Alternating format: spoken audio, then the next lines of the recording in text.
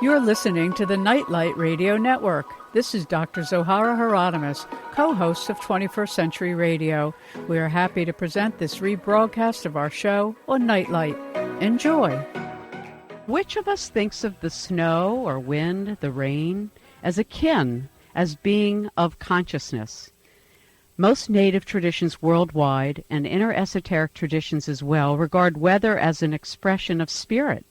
We can communicate with the wind, and wind can help us, or as we hear now with the Hurricane Gustav bearing down, it can hurt us. If there's drought, rain dances, and prayer can play a role that is transformative. So what about floods? Well, our guests this portion of 21st Century Radio, partners Nan Moss and David Corbin, share their experience and understanding in their Bear & Company 2008 release, Weather Shamanism, Harmonizing Our Connection with the Elements, and that's what we're going to look at this portion of our program. So Nan and David, welcome to 21st Century Radio. Hi. Thank you, Joe. Glad to be here. Yeah, thank you so much. In such a timely moment, everybody's thinking about weather, particularly when weather gets the upper hand.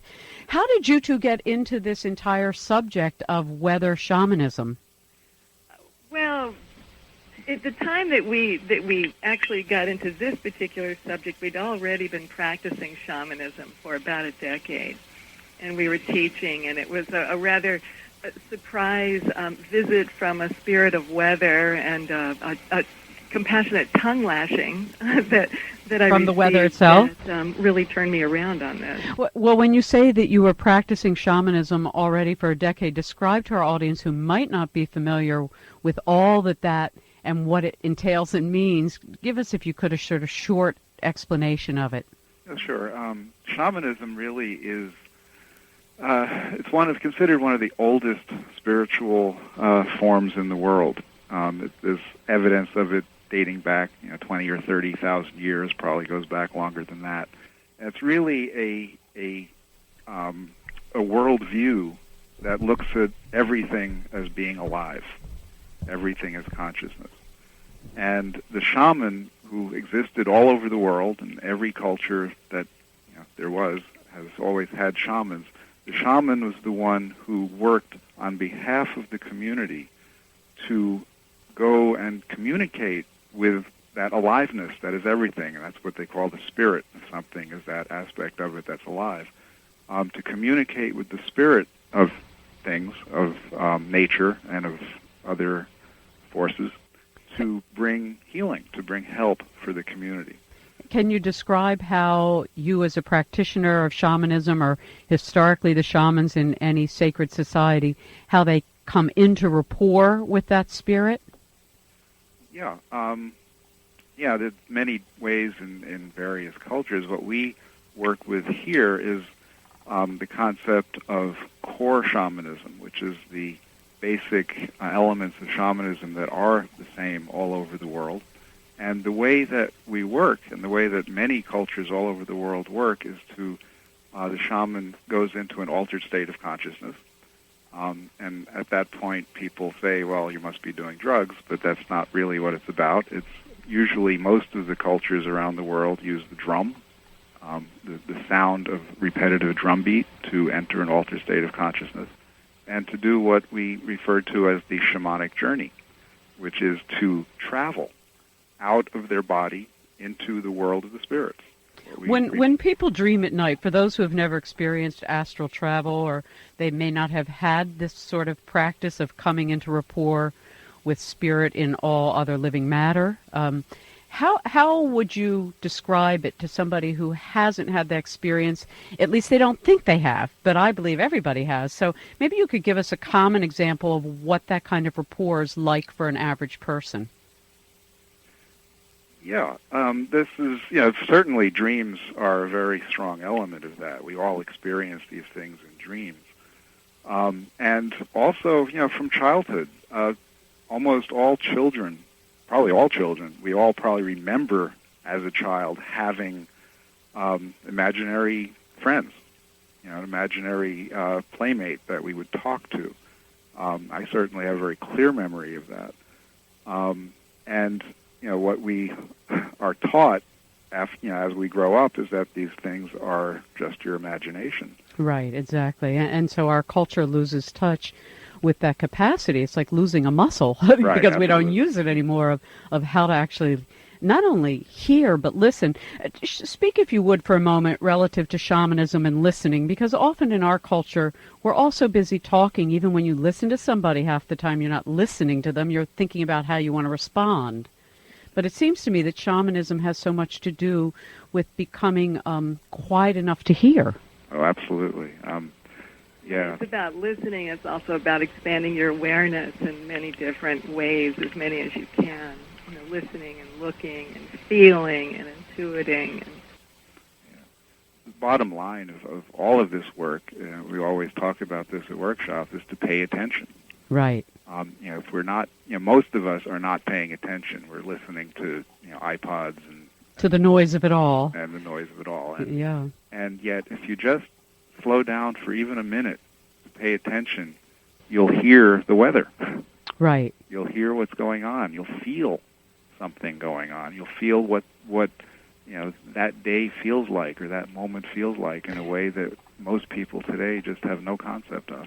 Yeah, we've interviewed so many wonderful elders over the decades that all speak to this same lack of ability in the Westerner, A, to quiet their mind, but B, to quiet their heart, to come into rapport with the livingness and the lovingness of all else in creation. So let's talk about that, because traditions, and I know you know many of the shamanic traditions, have stories of great teachers or leaders using weather to their advantage. Certainly people are familiar in the Bible with the story of Noah and the flood and how transformative it was. And we know that catastrophism, based on all the wonderful guests we've had on 21st Century Radio, is always about the cyclicity, the cycles of natural and earth changes. So how does coming into rapport with weather help us with appreciating the earth and the earth's own tempo of change?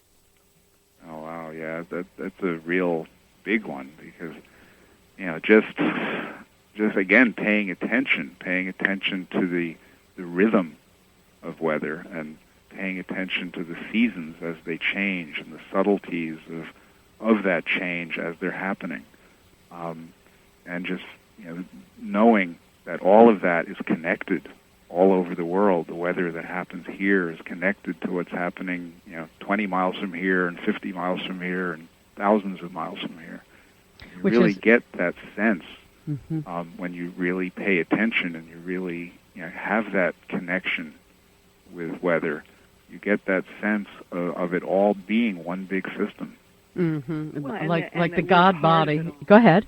I'm sorry, and that we're part of it all. It's what you're mentioning about the great elders and their, basically we're talking about their worldview, their way of looking at the world, and people's, in cultures other than our busy and distracted culture. And you mentioned this before too. It's like a muscle that needs exercising. We all have the capacity to do this. We all have the capacity to wake up our listening, wake up our visioning, wake up our intuiting, and just wake up our connection with the aliveness in the world, with the subtleties of the world. Even the simplest practice of just 5 to 10 minutes on a daily basis of going outside, not looking at the Weather Channel, but going actually outside in the weather and paying attention to the weather for no other reason but to pay attention to the weather.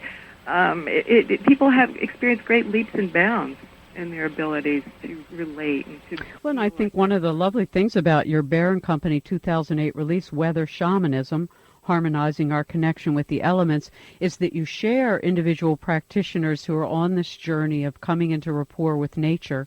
You share their own stories of their own discoveries and their own hearings and listenings. When you talk about the weather and weather's purpose on Earth, obviously it's a living system and there's reasons for this, but you also describe how shamans historically and today can come into rapport with the elements, or the middle kingdom that resides or presides, one would say, over helping the Creator do these things and can actually change the weather.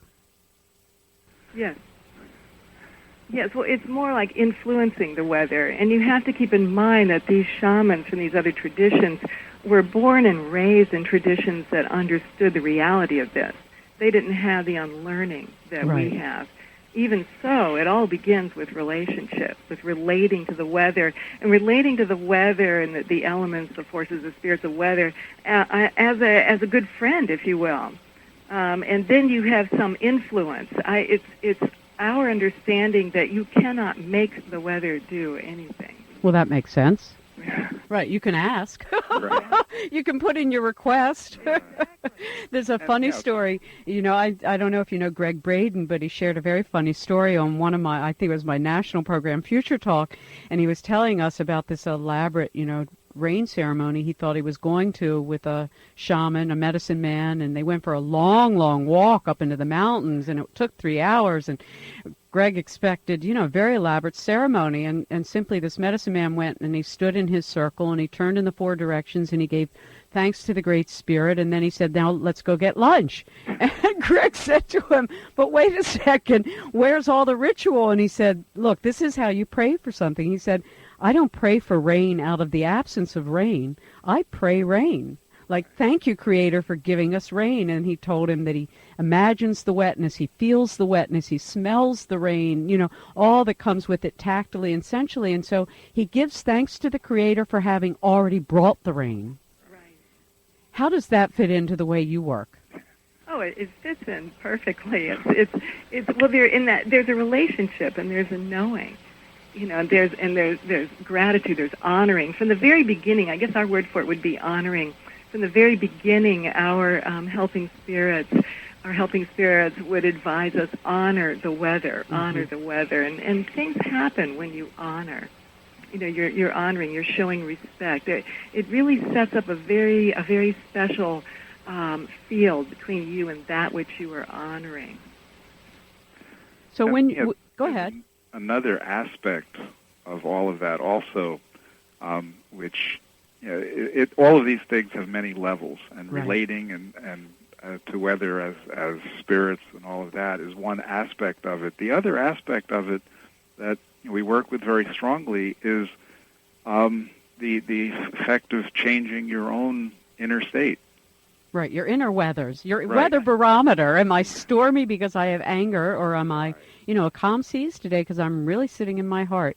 Right, absolutely. Mm-hmm. And that, that's more than just metaphor. Absolutely. And when you're honoring, you are changing that inner state, and you are thanking.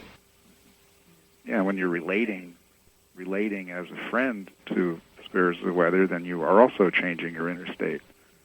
So all of these things really work together to bring balance and harmony. I was watching the Olympics and heard one of the officials, and I used to be an investigative journalist, and I do other things now, but so in the old days I would have been on this beat and found out. But I heard one of the officials say that they took care of the weather in China. Now, those of us who understand weather engineering and the HARP project and some of these pretty deleterious things for our biosystems of the earth, I was wondering, did they mean they didn't allow cars nearby, or they got rid of factory smog, or they actually did weather engineering? Like I remember during the Bosnian War, they were talking about weather engineering sometimes to bring clouds in order to obscure the enemy's view of our planes. Yeah, absolutely. And that's something that, I know that they did do that. They had talked about it. And that's something that goes on actually in this country pretty much every day, is what they call cloud seeding, where they're shooting silver iodide crystals into the sky, either from cannons or from airplanes, to actually feed the clouds, to create clouds. So that's a chemical operation that's not helpful to the earth in the long run. And I remember James DeMeo, however, in his work with orgone energy and the Reich work, that there's a way to bring water very gently, to bring rain by that tube you just stick in the water. It's like earth acupuncture. Right, yeah. So when you then are talking with the spirits of weather and in touch with sort of, I guess for lack of a better way, we'll go the direction you all have talked about it as the Middle Earth, and I think Tolkien would be very happy that you have. What do they say about weather engineering? Well, weather engineering, from a spiritual standpoint, is really no different than the pollution that we're putting into the air that's causing global warming. It's something that's getting in the way. It's something that's creating more disharmony in the world, because what we're trying to do through weather engineering is create weather that we as human beings think we need. Right. My desire. Feed me now what I want. Right. Fast foods, fast Exactly. weather change. And that's a very limited view. We don't know what the Earth really needs. Right. As if Gaia has no agenda of her own. Right. And it also goes against in the face of the downwind effect. Mm-hmm. You're mostly concentrating on what you want right there, and never mind how that affects the rest of the area or the country or the world. Well, and I remember covering earthquakes for many years. There was a database, it's no longer public, where you could find out where there was a detonation, and we discovered over time that you could pretty much calculate based on the strength of the detonation and the place that it was, whether it was in America or France or somewhere else, where there would be earthquakes elsewhere in the world. And I used to predict them on my radio program, and people thought it was all psychism. I mean, I have that too, but it wasn't. It was really just sort of, oh yeah, you hit the hammer on your finger, and I can tell you, your whole body shocks. Right. Yeah. I mean, how we can think otherwise is totally beyond me. That we think we can do all these things, huge explosions deep in the earth and putting things into the atmosphere without an effect. Right. It's just mind-boggling. Well, look, we're going to take a little break, and then I'd like, if you don't mind, when we come back, to talk about some of the things you teach others about, as you mentioned, little things each person can do. I've always marveled how with all the high technology we have, weathermen still can't get the weather, but some little lady down the street could tell you, based on her body, it's not going to rain today. We'll be right back. If you've just joined us, I'm Zoe Hieronimus on 21st Century Radio. We'll be right back. Hello, my name is Matthew Fox, and I'm a spiritual theologian, author of a number of books, including Christian Mystics and The Pope's War. And you are listening to 21st Century Radio with Dr. Zoe, and I commend Dr. Zoe for her wonderful work and for having a program that offers alternative ways of seeing the world and seeing it through the glasses of spirituality and ethics. So stay listening. We're back and returning now to our guest. I want to come back before we talk about exercises people can do to come into rapport with nature. Several questions. One, because one of you is a man and the other a woman, and all of us have different paths. I was curious if you two have come into rapport with kind of the same weather systems, or one of you has an affinity with the wind and perhaps another an affinity with the water. That's a great question. We're actually very different. So we're together in our determination and affinity for weather in general, to honor weather and that sort of thing. But we're very different individuals, and so I love wind. I become very uneasy and indrawn when there's no wind or breeze around, and David has an opposite reaction wind to scares that. me to death. I can't. It's really hard to the wind. And I love rain and clouds and all that sort of stuff. And But they are good partners, rain and cloud and winds. They all seem to come together. Which comes first? Yeah, really. The rain, the clouds, or the wind? Right. How interesting. And so then, in having said that, I mean, because some people say, they love the water, and other people say they love the desert, and other people say they like the vista from the mountain, and others like to be in the woods. And I've always felt that all of those different environments speak to us about some aspect of our nature. So, Nan, I suggest you probably like change a lot. I do, and I love storms, and so I've been known to have a temper from time to time. Exactly. And David, you like things that form the energy to make the transformation. Yes, absolutely. And then the purification of it. Absolutely. I like things that are foundational and build on. Well, I saw that you teach at Esalen and you teach at the Open Society in New York, or is that called the Open Door? Center. Open Door, is that what it's called? Open Center. Oh, Open Center, that's right. I've known all these places my whole 25, 30 years. I sometimes get them all confused. I'll be calling Esalen the Open Esalen pretty soon. All right, so then here we have a situation, and because you all have also been in New Mexico at times, and Burning Man just kind of got burned out with the dust storm, and we have Gustav coming in to make landfall in Louisiana and Texas, and millions of people are literally fleeing for their lives. what does it mean? Well, what does it mean? Again, you could look at it in so many different ways. For one thing, the obvious, big issue that's up for everyone right now is climate change, global warming and intensifying of storms and all of that stuff. And to have, so many big storms coming in at a time when there's so much strife in the world as well. We talk about the whole thing of your weather inside reflecting the things outside. Well, also the weather outside reflects the state of the world. The political state of the world, the state of people's general, feeling in the world. It's interesting because in so much difficulty going on, then it's certainly reflective of, the weather is reflecting that type of thing. So that's part of what's going on. I was going to say, and back to James DeMeo for a moment in the Oregon Research Institute up there in Washington State that he runs is, he did this wonderful work on Saharasia and showed that the desertification of biblical times and I could probably even suggest some more recent times, was on the heels of awful patriarchal brutality and sexual repression. And he found that wherever that love energy was kind of clamped down and shut down and we became very hard and domineering, that literally the weather looked like that. Yes, absolutely. There's interesting stories about weather reacting to specific world events.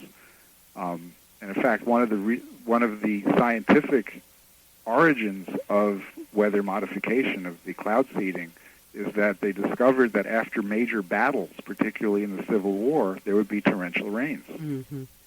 And from that, they decided to start trying to shoot cannons into the sky to make it rain. Of course, they thought it was the cannon fire and not the sorrow? Right. They didn't think God was crying either? Yes, that's cleansing the land. It's interesting, in the Hasidic tradition, which I'm a student of, it says when God is showering mercy, it comes down as rain in its proper time. When God is showing us a stern judgment, it comes down in the form of snow. Which is interesting. One is soft and one is hard. So then coming back to the subject of celebrating weather, I mean, we've sort of talked a little bit about coming into rapport about it. I know that dance worldwide, you mentioned drumming, but dance also has always been connected to coming into rapport with weather. Sure. Oh, absolutely. Movement, song, the vibration, the movement.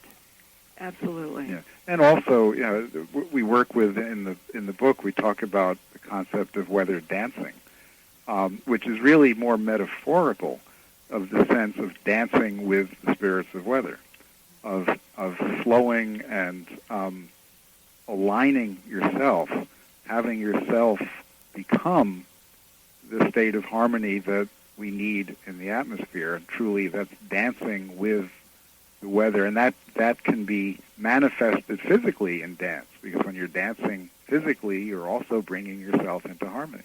Yeah, and your whole self, not just your mind and not just your intention. But, again, a Hasidic tradition says that when we invigorate our action, when we move our limbs to serve God or Great Spirit would be the way to more generalize it, we actually invigorate the soul.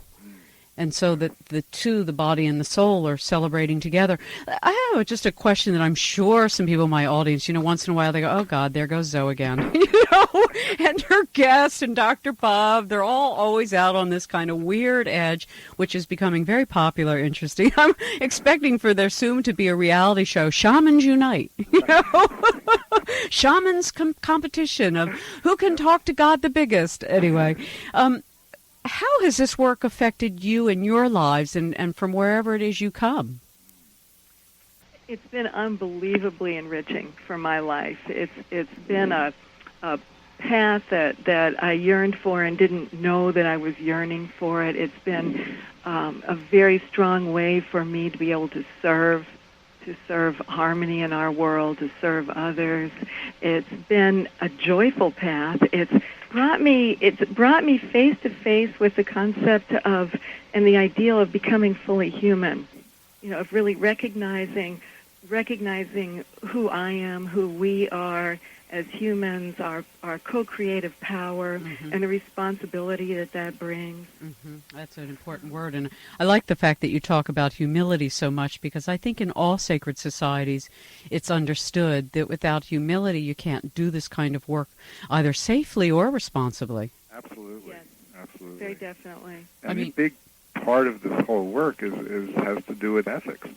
It has to do with doing what's best for the whole rather than for you. And a lot of people, and even now, there are people who go out there and say, I'm going to change the weather because I want it to be sunny today. Right.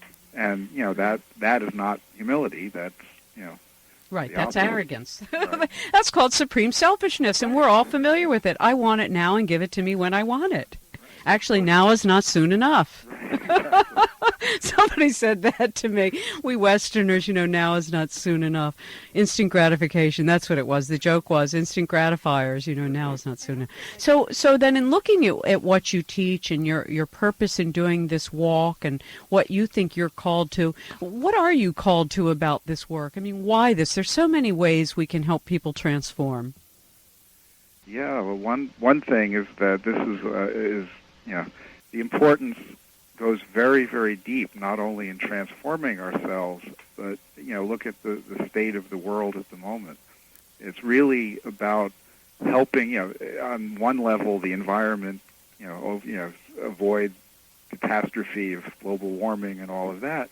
And it goes deeper than that still, because there's just so much more that has to change in this world in what we do and how we think and how we feel.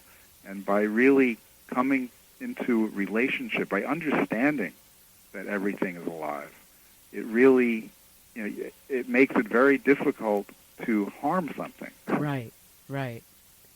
Exactly. And the world really is being harmed by even by our thoughts. If you're watching television, seeing all the things that go on in the world, watching the news, it's just mind-boggling how mindless many people are being in the world.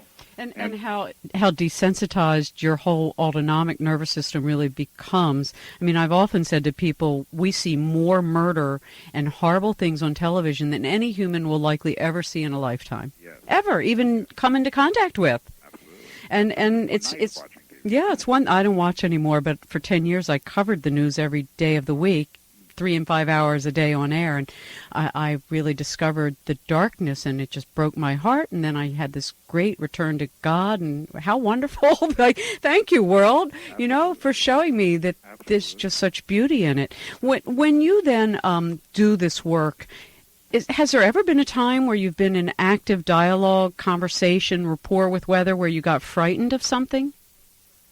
Oh, absolutely. There's times when I've been caught in storms, and I'm already frightened because I'm caught in a storm. But then when I move beyond my fear and do a simple thing, I was caught in a storm once, and it was a very fierce storm. So much so, I felt that there was a tornado nearby, and I thought the hail was going to break through my car windshield. And so I was trembling. I was terrified. And finally, I realized, wait a minute. There's things I can do here. I can talk to this storm. Right. And so I had no rattle, no drum with me. I just clapped my hands and started chanting. And after a while, I was able to move beyond my fear and expand out into the storm. And I had a conversation. And I lost my terror. And when I opened my eyes, the sun was bursting through the clouds, and the rain was soft. It was a remarkable experience for me. Because I've interviewed a number of storm chasers over the decades, and they fascinate me in the same way, mountain climbers who feel they must go when it's snowing, and whitewater rafters can only go right in the midst of a big storm. Do you think that in some ways some people, as you described of yourselves, have affinity with certain spirits, and they may not be conscious of it, but that in fact it calls it to them so they can learn something about that particular strength? Yes, that's quite common in the shamanic world. Definitely. Mm-hmm. And as you go around teaching people, particularly Westerners, and I'm sure people who come to your workshops come because they have affinity with your worldview, what about for people who really don't believe the Earth is a conscious being and there's no such things as this middle world and that there really aren't spirits and elementals? What do you say to a person who says, come on, guys, you all sound nuts? Well, we kind of ask them, what would you have to lose by simply trying on another worldview? It's not that you have to give up the worldview that you have. You don't have to give it up at all. But just try on, maybe just for a weekend in our workshop or something, just try to expand your worldview and ask just to see what would it be like if you actually thought this was real. I mean, what have you got to lose? And the other thing I would tell them is to pay attention. Mm-hmm. If they were able to pay real close attention without their disbelief in front of them, they couldn't help but see that there's more going on than what they think is going on. Exactly. And that then your place in the world becomes very important. I think one of the things I love so much about the ancient wisdom teachings coming into the Western world at this time and place for all the world to utilize, I mean, it's really a commingling of ancient and modern appreciation for the oneness of all, is the way in which people are allowed to be creative. I mean, it's not like somebody saying, well, here's the dogmatic way that you celebrate the Creator's wind, but you go around and you make it possible for people to really understand that they are co-creators. So when we come back, I want to talk about the responsibility of learning some of these things, because there's also that truth. Many teachings have been underground for centuries, perhaps until there's a groundswell of humans who appreciate just what we've always known throughout the world, that we're all one. So when we return, we'll pick up there. Our guests, Nan Moss and David Corbin. Don't go away. More to come after this. Find guest links and information at www.21stcenturyradio.com. We'll be right back. This is John Torgumson of Seed Savers Exchange at www.seedsavers.org, and you're listening to 21st Century Radio with Dr. Zohara Hieronimus. Thank you. Let's get right back to our guest. I want to come, though, to the place you begin, which is humility, love of other, coming into rapport with the Great Spirit, and the responsibility that this kind of relationship, what it requires of us as humans.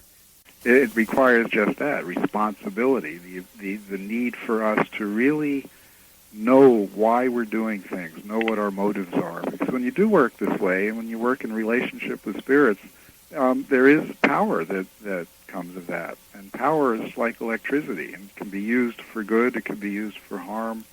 And our responsibility is to make sure that we are truly what we like to call hollow bones, being able to transmit the compassionate power and healing power from these realms, bring it to this world in a way that is not altered by other motives, by ego, by greed, or anything like that. We really need to be clear that the reason that we're doing this, whether it's shamanism for healing or weather shamanism, the reason we're doing this is for healing. Weather shamanism is about healing the earth and healing the atmosphere. There's other aspects of shamanism that's about healing illness and healing people and healing communities. So the real responsibility is to know why you're doing any of this stuff, to know who you are as a person, what your place is, and where your compassion is, to really get in touch with your own compassion. I mean, so for example, here we have a situation where our technology allows us to see storms well in advance, enough so that you can evacuate millions of people, fly in troops for the aftermath. I mean, what's going on right now in Louisiana is unprecedented. And yet at the same time, I wonder, do people appreciate the power of prayer to alleviate some of perhaps the intensity of what's coming down? I mean, there are many traditions who will say that devastating storms are judgments, and they're appropriate judgments to help refine humanity, because after storms, people come together, they take care of each other, there's always this beneficence, this, all of a sudden race disappears, socioeconomic division disappears, and that was, in biblical history, you often saw that these miracles, like the parting the Red Sea, this miracle, the water rising up as glass walls, which I do believe actually did occur, that this is an incredible instance of, some could say Moses put out his, the people walked in and the waters rose up, whether it was the great Spirit of God himself doing it or the consciousness of the people praying. Talk to us a bit about prayer. Yeah, prayer is prayer is really an embodiment of your compassion, asking for help for people. And prayer is very important, very powerful. I think prayer is also a focused form of intention. There's different kinds of prayer. The kind that I work with the most is a prayer of affirmation, of gratitude and affirmation of that which I'm praying for. And when you've gone around teaching, and I see that you've been on the faculty of, what is the program called? I've just lost my place. Michael Harner's program. Share with us a little bit about that journey.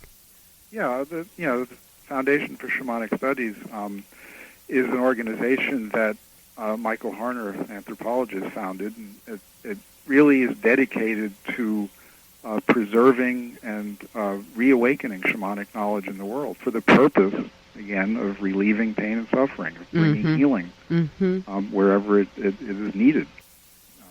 Well, it's a beautiful thing that you all are doing, which is to make something that might seem so remote to people and so specialized in only the indigenous people's traditions, and really bringing spirit into the lives of any person who wants to read your book. Whether shamanism, are there things that have that you can point to that in some ways you've been changed by this work? I mean, how would you say it's changed you rather than how it's affected you? I had asked you earlier.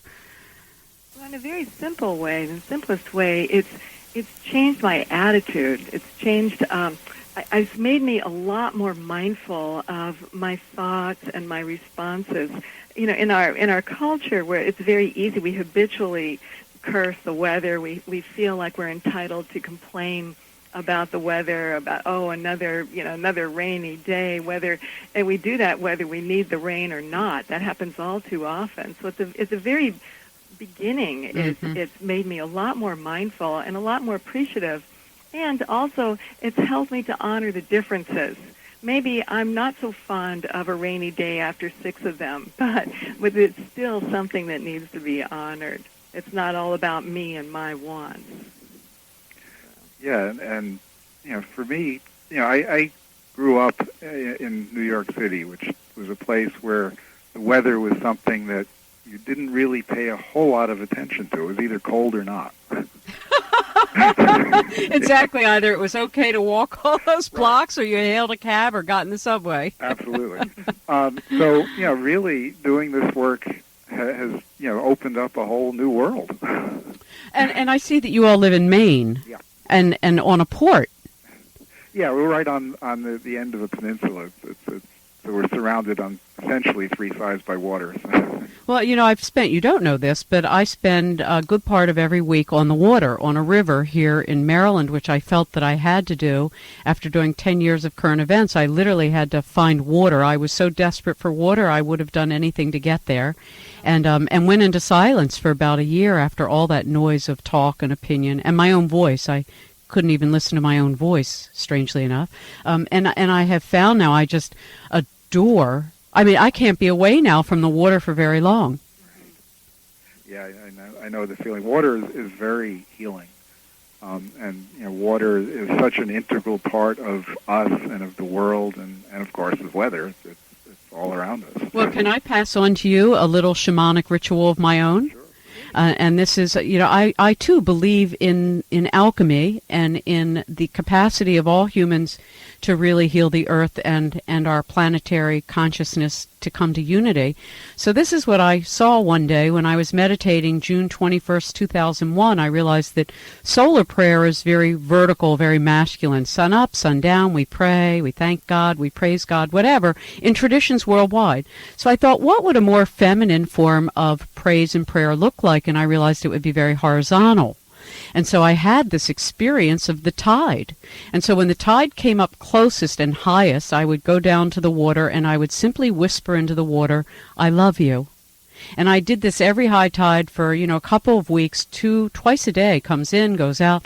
And I started writing about it for Lily-Poe, the anthroposophical magazine, and talking to others about it, that no matter where you live, whenever the tide comes in and is high, whisper I love you into the water, because then she takes it back down into the deepest part of her body. And so anyway, that's my own little contribution to something small. You can turn on your tap water and say, I love you to the water. You go to drink a glass of water, I love you. And it really then circulates love through the waters of the world. Exactly. And for the atmosphere, you could take a bowl of water. We've done this in ceremony before, but you can also take that bowl of water and whisper, I love you, and put it out in the atmosphere to evaporate. How beautiful. Yeah. See, we're all coming to the same sort of, oh, yes, we really can do this work. Yeah. We absolutely can. It's our birthright. Yeah. And in fact, we do this work unconsciously all the time. And badly because we're unconscious. Becoming conscious, becoming aware of what we're doing and doing it intentionally. Mm-hmm. How different to know that it's the great work of one. And one of the interesting interviews I once did was with Joe Allen, an astronaut who was in charge of communications for all the Apollo 7 and other flights. And I asked him, I said, well, do the astronauts ever talk about human consciousness one day becoming the pilot that will take our ship Earth and move it throughout the solar system? And I was so pleasantly surprised when he answered yes. So it's not just, quote unquote, the new age where people, I think physics has finally caught up with mysticism. Absolutely. And the crossroads now of science and consciousness are really integrating to show everybody on the planet that your thoughts matter and your words matter and your actions and your intentions matter. All we have to do is pay attention and we can see that. Mm-hmm. It's everywhere. Mm-hmm. And how do your families from where you were born look at the work you're doing now? They're actually very supportive and respectful. I never thought I'd see it. I hear David laughing. Yeah, I'm most grateful. David's parents, on the other hand, would their way was to ask us every time we came to visit, now, what is that you're doing again? No, I thought they were going to ask you, will it be sunny? I mean, if you've got contacts, can you use them? And let's close on that, because let's say somebody in the audience says, yep, they can come into rapport with the weather and they can make it rain and they can make it sunny. When is it appropriate to ask the nature spirits to help? It is. There are times when it's absolutely appropriate, and you said it right there. You're asking for help. You're reaching out to the helping spirits, and you're asking on behalf of the realm. So for any of us who practice this form of shamanism or weather shamanism, we would go to our helping spirits, the weather spirits that we know, and we'd ask them, what's going on here? And we'd talk with the spirits of the realm. One time we were together and we thought we were going to have a wonderful evening of drought busting. The area was really dry, and we thought that it needed rain. Mm-hmm. And the spirits all said, every one of us, 9 people that night, came back from their journeys with a message from the spirits, leave it alone, it's needed. Mm-hmm. And the other thing we can do, not only to ask for help, but to ask how we can help. Mm-hmm. Because a storm, a big storm like this hurricane in the Gulf right now, very important for us as practitioners to ask the spirit of the storm, what do you need from us? How can we help you do the work that you need to do while not helping it to do that, minimizing pain and suffering and damage. Mm-hmm. And Right. It's really it really makes us wince when we read headlines like "the wrath of this storm" or hear people speaking about a storm like as if it were out to get them. Right, the enemy. Right. It's part of Mother Earth, mm-hmm. and how do we know that these hurricanes coming in are not working for that dead zone that the whole Gulf is filled with? Where the hurricanes currently head. Exactly. It's a huge dead zone. Exactly. And in primal, back in 3 or 4 billion years ago on this planet, we have hurricanes and all those primal storms to thank for our atmosphere, for the distribution of life. Their incredible lightning, their incredible force of their lightning energize these inert chemicals and things, I guess, bringing life forth. It makes me think of the Frankenstein movie with the lightning going through. and there's life. Right. And we can create it. Well, I think ultimately what we and you write about is that we are co-creators and we are made in the Creator's image, and what that means is we are responsible also for how we do what we do and why we do it. Yeah. And I think you all have done a great job. I want to thank you for joining us. Thank you so much, and thank you for your wonderful works in the world. I'd like to know more about them.